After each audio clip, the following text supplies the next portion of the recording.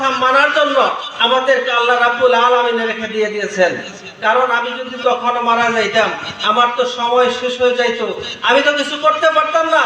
আমাকে সময় তো এইভাবে দেয় নাই, আমাকে সময় দিয়েছে কি জন্য? ইবাদত বন্দেগী করার জন্য। পৃথিবী তো থাকার কোনো জায়গা না, পৃথিবীতে থাকার কোনো কেউ থাকে না, সবাই চলে যেতে হবে। আমি চলে যাব, আমার দাদা চলে গেছে, বাবা চলে গেছে, আমিও চলে যাব। একদিন তো কবরবাসী আমার হইতে হবে। যে কবর এমন কঠিন জায়গা, এমন কঠিন জায়গা কবর, যে কবরের মধ্যে সাপ বিচ্ছুর ঘর। কার জন্য সাপ বিচ্ছুর ঘর?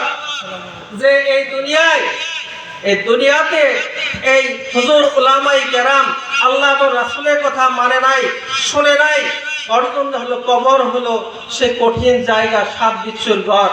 আর যে এই দুনিয়াতে উলামায়ে কেরাম বুজুর্গানে দিন আলেমদের কথা যারা শুনছে, এই মজলিসে আসছে, বেহেশতের বাগানে যারা আসছে, যারা এই কথাগুলো মানছে, ওদের জন্য কবর হলো বেহেশতের বাগান।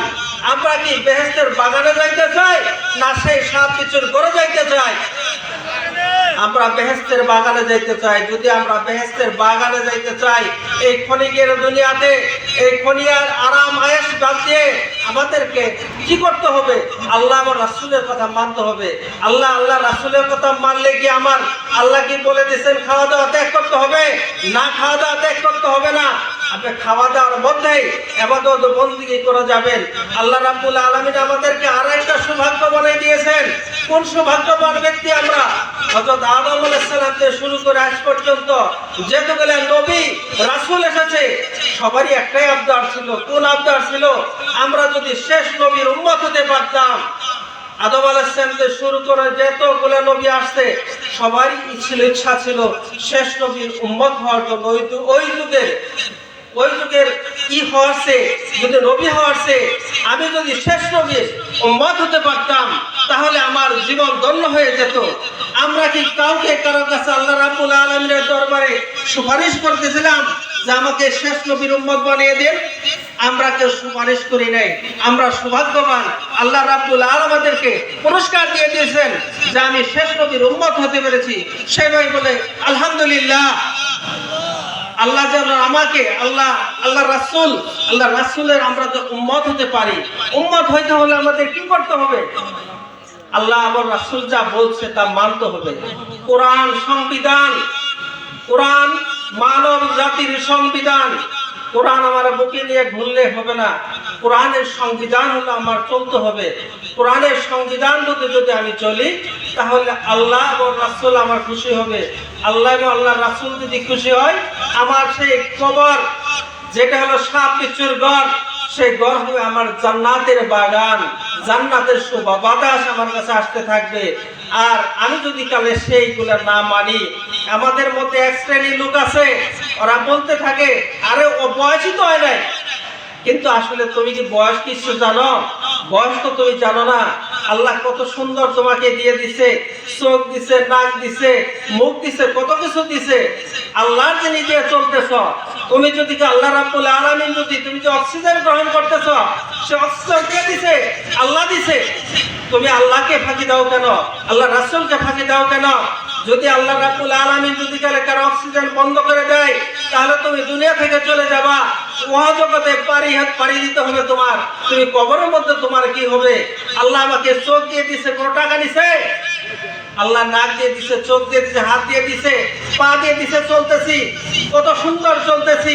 এই যে আমার কাছে আসে প্রতিদিন কত মানুষ আসতেছে অসুস্থতা হয়ে, হাতে শক্তি নাই, পায়ে শক্তি নাই, চোখে দেখে না। আমরা ওর থেকে আল্লাহ হেফাজত করছে। এই যে আল্লাহ হেফাজত করলো, আল্লাহ শুকরিয়া আমরা কি আদায় করলাম? করতে পারি না, আল্লাহ শুকরিয়া আদায় করি না। আর বলি যে বয়স হয় নাই। তোমার বয়স তো আল্লাহ তোমাকে জানাই দেয় নাই।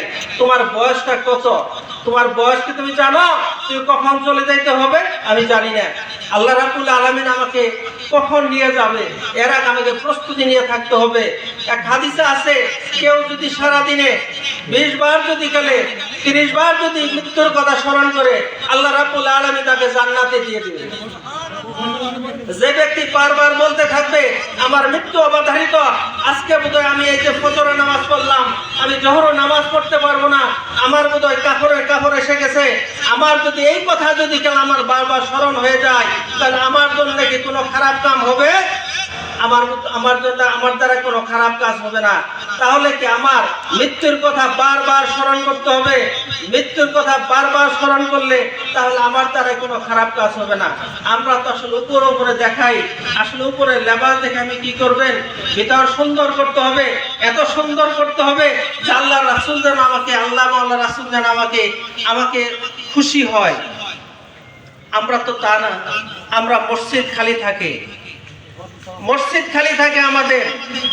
এই যে গোহেরপাড়া নুরানি হাফেজিয়া মাদ্রাসা, এখানে কি হয়?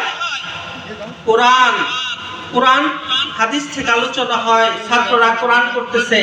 যখন আপনার ছেলে কোরআন শরীফ পড়বে, যখন আলিফ বা তা পড়তেছে, আল্লাহ তখন খুশি হয়ে যায়। প্রতি একটা করে হরফে 10টা করে নেকি দেখতে থাকে। যদি এই অবস্থায় পড়তে যখন একজন হাফেজ হয়ে যায়, আর সিনার মধ্যে হয়ে যায়, আপনি যখন চলে যাবেন, এই দুনিয়া থেকে যখন চলে যাবেন, তখন তো আপনার ইবাদত বন্দেগী সমস্ত কিছু বন্ধ হয়ে যাবে, আমল বন্ধ হয়ে যাবে। আপনার জন্য যে সন্তান আমি রেখে গেছেন, যে হাফেজ সাহেব আপনি বানিয়ে গেছেন, দুনিয়ার মানুষ টিটকেরি পারতো, কিন্তু আপনি সমস্ত কিছু এই পরিত্যাগ করে আপনি একজন আলেম বানাইছেন। যখন আপনি মারা যাবেন, আপনার কবরের পাশে যখন আপনার ছেলেরা বলবে, রাব্বানা আতিনা ফিদ দুনিয়া হাসানাতাও ওয়া ফিল আখিরাতি হাসানাতাও ওয়া কিনা আযাবান্নার, আপনার ছেলের দোয়া তীর মারলে যে দূরে যায়, তার চেয়ে আগে সন্তানের দোয়া কবুল হয়ে যায়। আপনি তার বদলেতে, এই হাফেজ সাহেবের বদলেতে আপনি জান্নাতে পৌঁছে যেতে পারেন, আল্লাহ আপনাকে জান্নাতে দিতে পারে।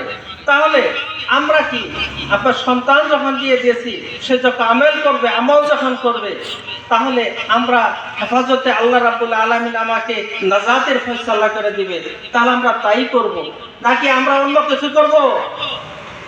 এবং আপনি তো পাইলেন, এই হাফেজ সাহেবকে যে খাওয়াইবে, হাফেজ সাহেবকে যাকে জাকির রাখছে, ওই হাফেজ সাহেব যদি ওনার সুপারিশে যে খাওয়াইছে, ওই কোরআন সুপারিশ করে তাকেও জান্নাতে নিয়ে যাইতে পারবে। সুবহানাল্লাহ। তাহলে এই যে হাফেজ সাহেব আমাদেরকে খাওয়াইলো, আলেম বানাইলাম, আমরা মনে করলাম দুনিয়ার মাটিতে কিছুই দেখে না, আল্লাহ রাব্বুল আলামিনের আপনার কাছে কিছু বলতে হবে না।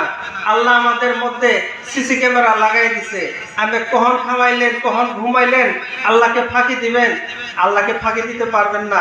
ওই কঠিন সময় আজকে যে গোহেরপাড়া হাফেজি মাদ্রাসার মাঠে এই যে অল্প যে লোকগুলো আসছেন, আপনারা এরাই হলেন সৌভাগ্য। কারণ কালকে আমাদের ময়দানে যখন কঠিন যখন আযাব হতে থাকবে, দেখা যাবে আল্লাহ রাব্বুল আলামিন আল্লাহর আরশ মাওলার নিচে এদেরকে স্থান হয়ে যাবে।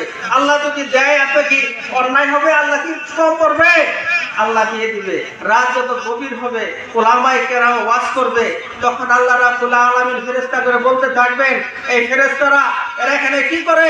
এরা বলতেছে কোরআন এবং হাদিস থেকে আলোচনা হচ্ছে, তারা শুনতেছে আর আমল করার চেষ্টা করতেছে। এরা কি আমাকে দেখেছে? না, দেখে নাই। তাহলে কি শুনেছে? যদি শুনে তারা যদি এরকম করতে পারে, আমি তাদের জীবনে গুনাহ মাফ করে দিলাম। সুবহানাল্লাহ।